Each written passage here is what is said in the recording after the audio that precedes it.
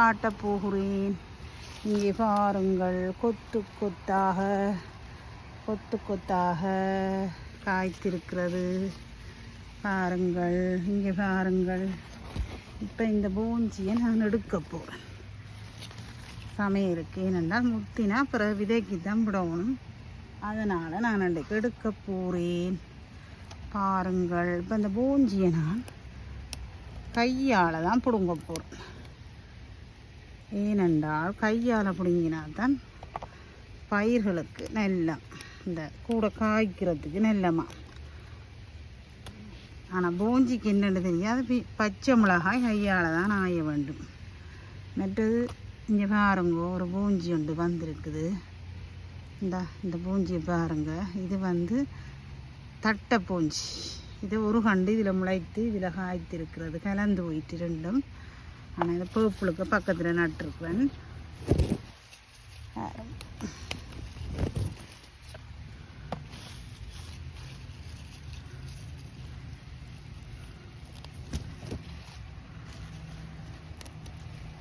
அன்றைக்கு நெல் அறுவடை ஒரு கறிக்கு காணும். எனக்கு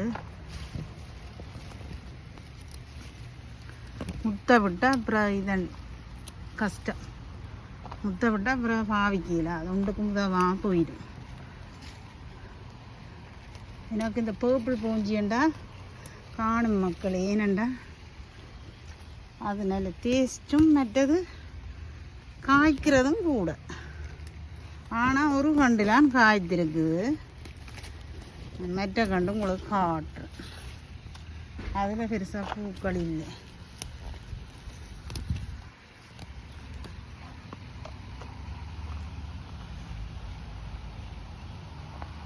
வாரங்கால காட்டுறேன். இந்த பூஞ்சி கண்டு பெருசாக காய்க்கல. இப்போ பிஞ்சு பிடிச்சிருக்கு.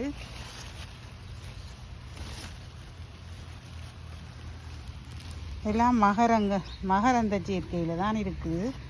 ஏனெண்டா அந்த இதோட ஒப்படைக்கு இந்த பூஞ்சி பெருசாக காய்க்கல. லேட்டாக காய்க்குது. ஆனால் இங்கே பாருங்க, பிஞ்சுகள் பிடிச்சிருக்கு. லேட்டாக இதாண்டி. ஓகே, பாருங்கோ, வடிவம் பாருங்கோ.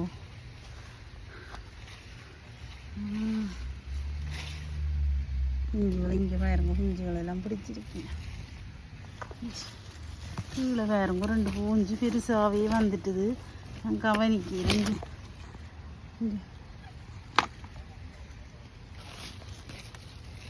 கொத்து கொத்து கொத்து கொத்து.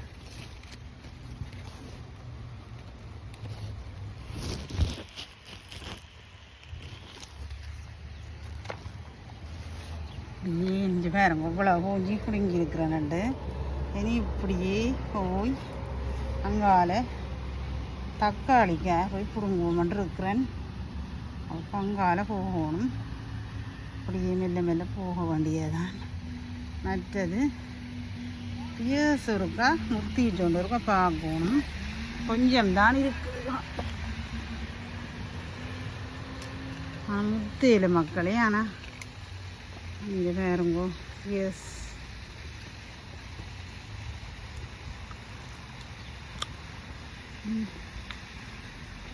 கடிச்சுக்கோ. முத்தையில்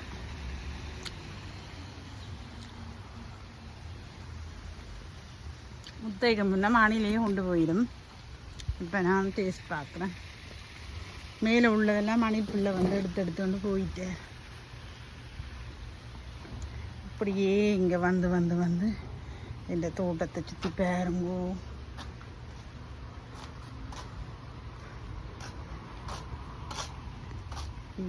இங்கே பாருங்கோ கறிமிளகாய். இந்த கறிமிளகாயை பாருங்கோ. முதல் 4 நான் அறுவடை செஞ்சிட்டேன். பிறகுதான் இது பிஞ்சு பிடிச்சிருக்கேன். அப்படியே போகும்.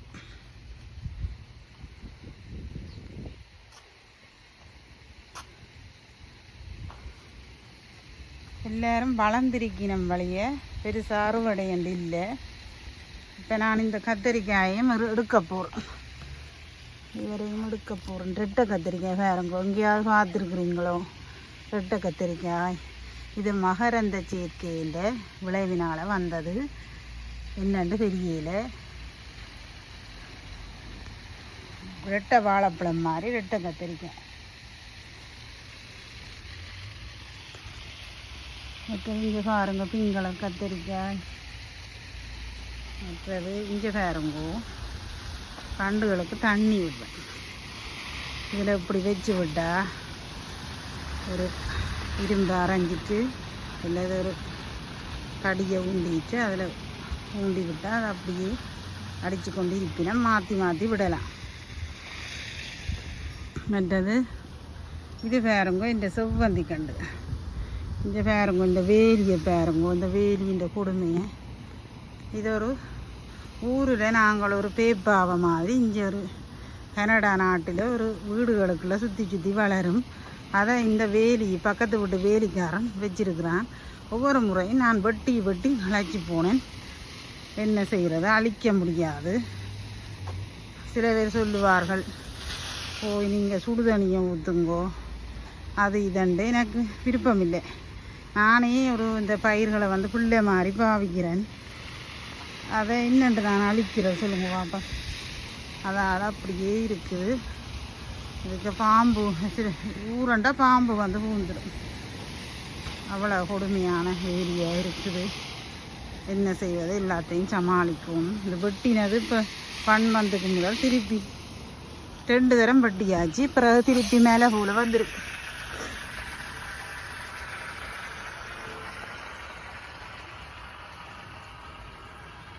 அடுத்தது பீசா மிளகாய் இருக்குது, அதை பார்ப்போம். பீசா மிளகாய் வந்து முத்தையில் ஏன் முத்துதண்டு தெரியல, சின்னனாகவே இருக்குது. மற்றது கொச்சி மிளகாய். இங்கே பாருங்க கொச்சிக்காய் காய்ச்சிருக்கு.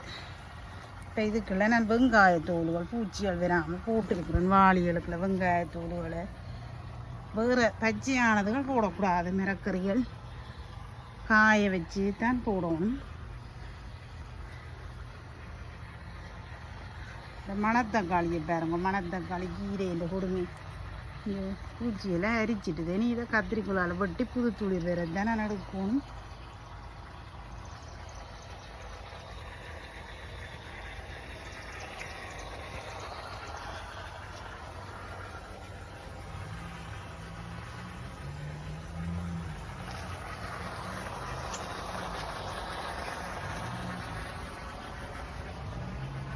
அப்படியே வந்து இந்தியாவில் வந்து பார்ப்போம். இந்த ரம்முக்குள்ளே இருக்கிற கத்திரிக்காய் நான் உங்களுக்கு காட்டையில் முதல் 1 2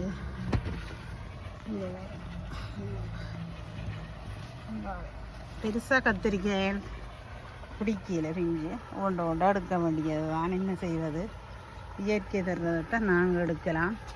1 2 சொன்னாலும் அதை இயற்கையான காய்கறியாக நாங்கள் சாப்பிட ஆரோக்கியமாக இருக்கலாம். அதுக்காகத்தான் இந்த பயிர்களை வளர்க்குறது. முதல் பார்க்க ஆசையாக இருக்கும். இப்படியே வெள்ளன ஓடி வந்து தோட்டத்துக்கு வந்துட்டு தான் நான் பிறகு மிச்ச வேலை செய்வேன். மற்ற வெண்டிக்காய் பிஞ்சு பிடித்திருக்கிறது.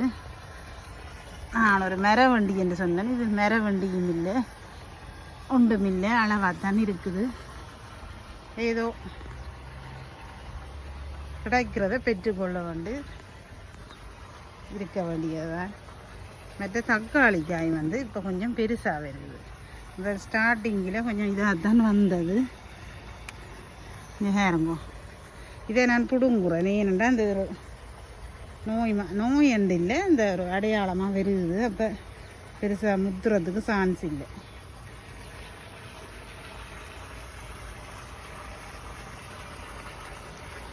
இத்துடன் எனது வீடியோவை முடித்துக் கொள்ளுகிறேன். அடுத்து பார்ப்போம். அடுத்த வீடியோவில் சந்திப்போம். வணக்கம்.